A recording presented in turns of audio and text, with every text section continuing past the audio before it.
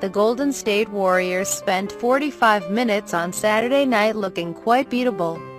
We all knew better. Eventually, the Warriors inserted their fabled small ball lineup. Stephen Curry broke an ice-cold shooting night, and Golden State pulled away from the Utah Jazz for a 102-91 Game 3 win. For nearly 4 quarters, though, the only Warrior pulling his weight was Kevin Durant, which was exactly what the Jazz wanted. Utah made a decision to let anyone but Curry beat them, because Quinn Snyder's team understands the fundamental truth of this Golden State squad. When the two-time MVP is human, you stand a chance. We have a year of evidence that these Warriors, while versatile, prefer to play a joyous style of basketball.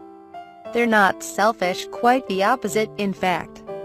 Golden State will look to share the rock with everyone to a fault, ignoring that they're at their best if Curry is the driving force. They're fine in the half-court, as 7 straight wins in the postseason would indicate. More than anything, even more than chucking 28-foot three-pointers, they want to get out and run. They want Curry to be leading the break, shooters on the wings, a big rolling to the rim, with a defense forced to pick from a smorgasbord of poisons. But they can also get bogged down in their own complexities when they're not in transition. Durant was outstanding in the half-court, finishing with 38 points and 13 rebounds. Yet the Warriors had just 17 assists. Utah was content to let Durant try to do it on his own. Snyder himself admitted that was the strategy during his third-quarter interview. As hard as it is to see him make shots, they're two-point shots, and sometimes they're unassisted shots. To be honest, I'm not going to say they're good results, but I'm more concerned with our transition defense, the Jazz coach said when asked about Durant's strong showing.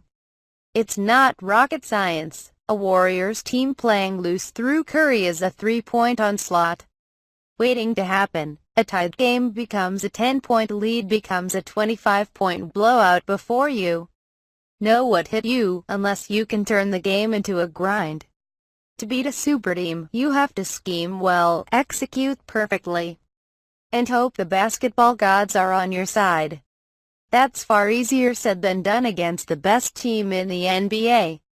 But Utah did offer some semblance of a blueprint on Friday. They single-covered Durant, encouraging him to try to carry the offensive burden. The former MVP is a superstar in his own right. After all, he wants to take over the game. Working with a ball-dominant guard has never been his forte. Instead, Utah sent double teams at Curry, aggressively trapping him out to half-court and recovering extraordinarily well to the open man. Typically, that's asking for trouble. But Snyder had his remaining defenders shade toward Green, another decision meant to get the ball in Durant's hands. The Jazz were lucky. Golden State missed a number of wide-open looks that result from those traps, shots they'll make most nights. That doesn't diminish what the Jazz did in Game 3. It's just the unfortunate truth of playing the Warriors.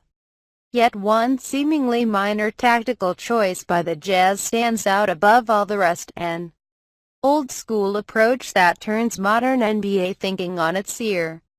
Contemporary defensive philosophy says you abandon any effort at offensive rebounding to protect yourself in transition. Greg Popovich and Doc Rivers popularized that approach, which has held for almost a decade.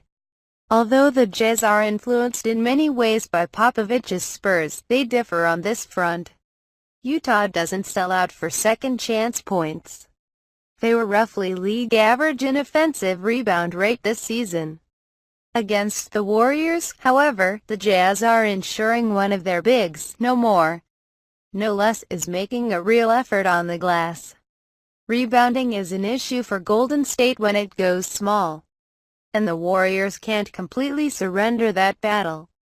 But boxing out someone like Rudy Gobert requires a team effort, and that slows Golden State's transition attack just long enough for the Jazz defense to get set.